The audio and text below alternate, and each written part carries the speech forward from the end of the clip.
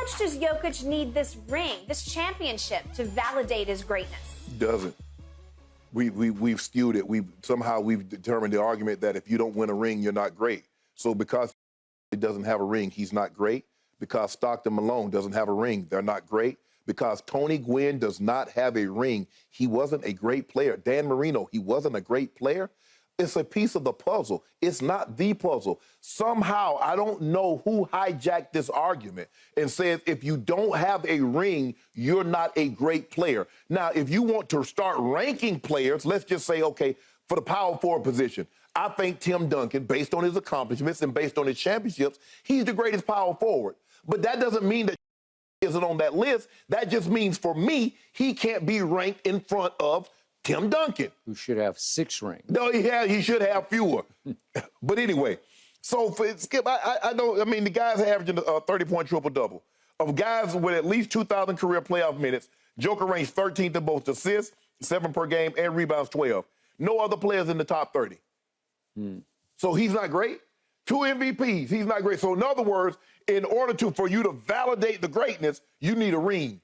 No, ring adds to it. We got to stop this. And you started this. You started it saying if a player doesn't have a ring, he's not great. You started it. You feel good about yourself? You sleep good at night? LeBron's got 6 finals losses. Obviously, there you go. We're not talking about LeBron. I'm just saying, does he have rings? Try to deny the man that he got rings and MVPs and the most points ever and the most playoff points ever. He had a shot at winning his 5th this year. Should have closed the deal, but that's a whole nother Is the window closed? You talking about the Cowboys window got a window over this much? You know what? It's not. LeBron's window is not closed. It ain't gonna never close. He's still playing.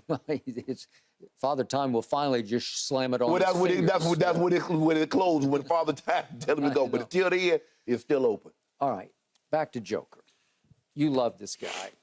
At certain points this year, you're saying he doesn't get enough respect. And I'm like, Shannon, he won back-to-back MVPs. I don't know how much. If you say he came second to Joel Embiid in back-to-back MVPs and Joel's won 3 in a row, then you'd have me. No. But he got validated. He got justified. He won back-to-back MVPs. And you still were saying Joel Embiid was better, even though he won back-to-back MVPs and Joel Embiid did not. Because Joel Embiid blocks shots. Joel Embiid plays both ends with force and fury, where he is impactful on both ends. Well, why did he do that in Game 7 against the Celtics then? Why didn't he play both ends?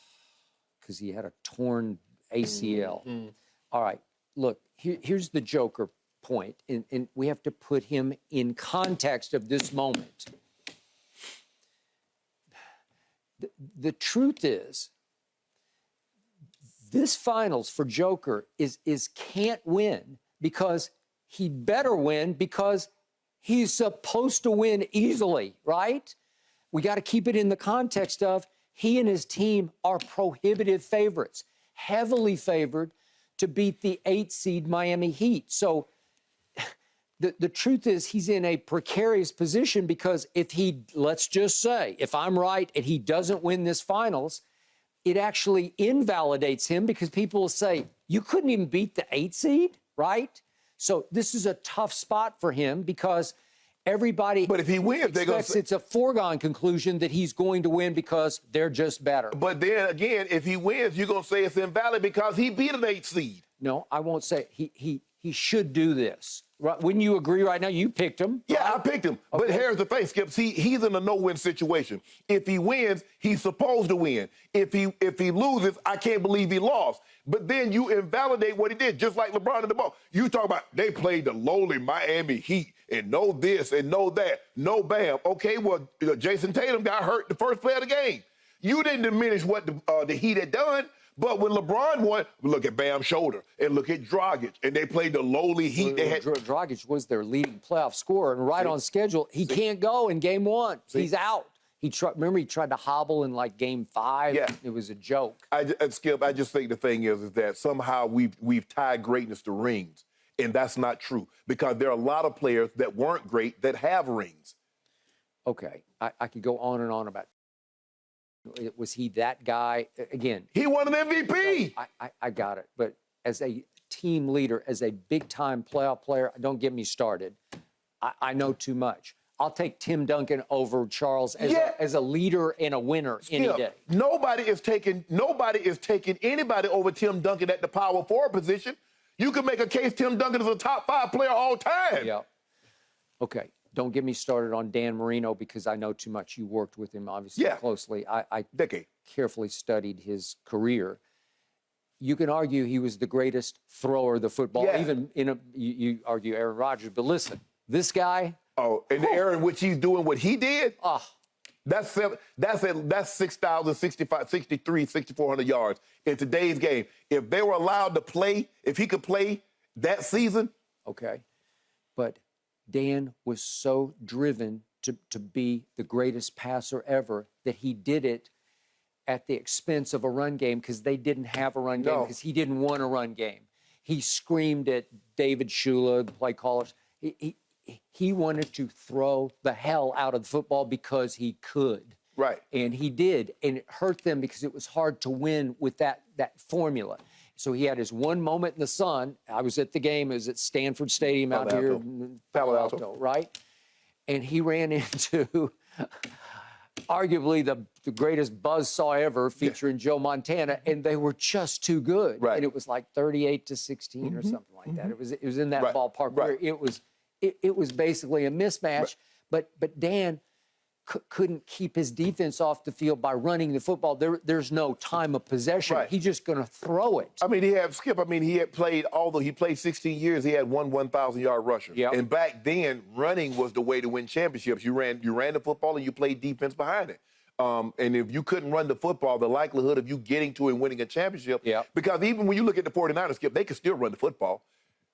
I mean, Roger Craig, they still ran the ball. Could they? And they were balanced, and my friend Paul Hackett was calling plays, but they prided themselves on their balance. And listen, that defense with Charles Haley, they were Ronnie Lott. Right. It's like it's too much. They had Matt Millen and Michael Carter. They were talented. They were loaded. Okay. So Dan was so gifted at doing one thing, but he didn't have the overall view of, this is how. He was so full of himself because he should have been. I'm not dismissing him. I'm just saying he was so good at what he did that he said, I can do this. Dan, you can't do it all by yourself. There are too many players on the field because you have 22 players at once, right? And it may be in basketball. If Dan had been a basketball player and had been the equivalent of his passing game as a basketball player, I know it doesn't really translate, but if it's only 5-on-5, then he would have a chance to dominate the game. Matt Millen was not on the 84 team. He was on the 89 49ers team. But they were loaded. And their defenses didn't get enough credit because of Joe and Jerry. Even though Jerry wasn't on that 84 team, he came the following year in 85. But they were really, really good. But Skip, I think what we've done here is that I'm not saying the rings aren't important. But it seems to me is that we think, guys, if you don't have a ring, you're a bum. If Damian Lillard is not fortunate enough to win a ring, people are not going to give him his proper credit because he doesn't have one. And Klay Thompson has 4. Klay Thompson is not a better basketball player than Damian Lillard. I don't care what anybody says. I don't care if he can have 10 rings. He's not. Yeah, in his day, Klay was a much better defender than Damian. Okay, so that adds up basketball. We're not going to. I mean, Klay was a top 3 two-way player. He, Kawhi, PG. You know what? Klay. I don't think Damian's a better three-point shooter over time than Klay. I mean, Klay he can get hotter than Steph ever got. Skip, Dame is a better player than Klay. I don't think so. No, in his prime, I think you're looking at battered, beat-up Klay now. In his prime, I don't know. Before his prime, whatever, prime, a dry age, as whatever. A two-way player who often took the best player on the other team and shut him out. So let me ask you a question. Do they win? If you put remember, Klay's. You think I could be? Is he 6? He's probably 6'6", 6'7". 6'7". I think he's 6'7". Skip. Dame's 6'2", maybe. Okay. Skip, if I put Klay in Portland, he's going to get them to the Western Conference Finals. No, I'm just saying he's a better player. But again, given what Dame has had to work with, but he had CJ, they had a chance. They had their opportunity. It was head-to-head, 2-on-2, basically, in that one Western Conference Finals because there's no Kevin Durant. And go look at the numbers of the fourth quarters. Dame and CJ came up even smaller than they were. They did. But you have to understand, Skip, that even though KD wasn't there, the guys had played together for so long, it was almost like they didn't miss a beat.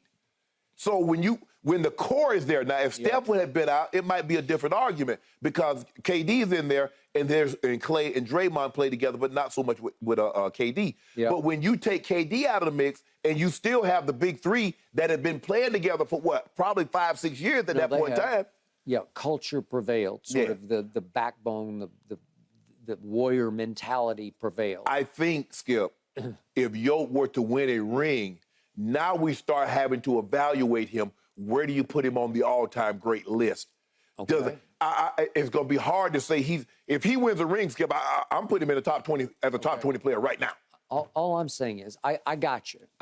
But he is in a precarious position because the hopeless underdog eliminated the Boston Celtics. Yes. If this were Celtics Nuggets, as I'm sure the NBA would have loved or preferred over this. I prefer the Lakers. Well, okay, thank you. Well, that also. But as it came to the finals, if it were Boston-Denver, who would be the favorite? It'd be I think Nuggets. But it'd be a toss-up. It'd be a lot closer than what it is with the Heat. Way closer, because remember, Boston averaged being an 8.5-point favorite at home in the 4 games against the Heat. So now Denver's 8.5 tonight. Well, if you put Boston head-to-head with Denver, I don't think it'd be 8.5. I think it'd probably be like 3. 3, okay.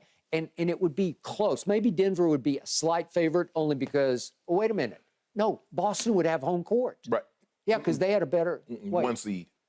Okay. I don't Is think it one over I don't 2? think. I think. Or they don't just go on record, do they? I don't know. But whatever.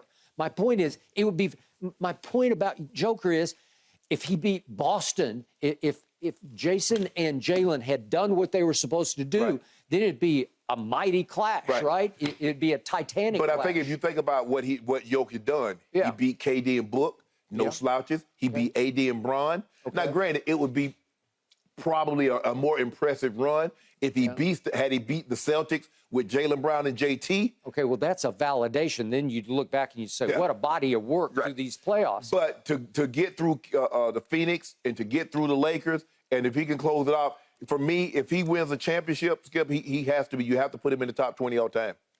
That soon, absolutely. Okay. Well, wouldn't you agree that he should win this championship? Okay, you picked him in 6, but a lot of people think it'll be 5. Yeah, I mean, in Vegas is the odds are saying it should be in 5. Yeah, right. Okay, and then 6 followed by yeah. But you finally come over and see that he the real deal. On one end. And there you go, man. You just can't. Are you a defensive driver or an offensive driver? I want to know, which are you? Are you an offensive or a defensive driver? You're an offensive driver. My insurance agent is watching, so I you plead the fifth? So Skip's a safe driver, and that's it. No, he's not. I saw him pull out the parking lot. Thanks for watching, Undisputed fans. Subscribe here to get the very latest from Skip and Shannon. Plus, go watch a few segments from our other shows on FS1.